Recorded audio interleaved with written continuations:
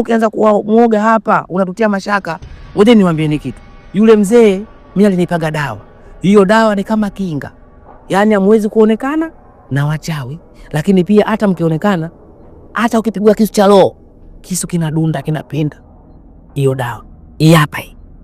Mwenyewe anasema inaitwa ulimbombo na ulindini. Leo kupakisha. Shehe muoga.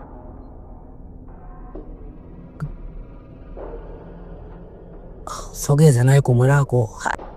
Utakuja kufa mdogo wangu vibaya. Shauri yako. Wewe dharau dawa. Eta mnazameni kwenye dawa, shauri yako.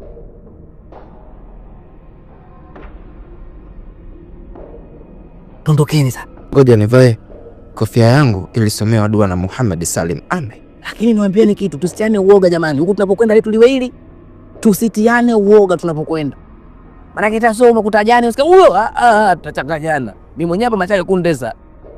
Muomba Mungu Baba ili aweze kutusaidia. Wazuri. Shira. Wewe Fadhilillah.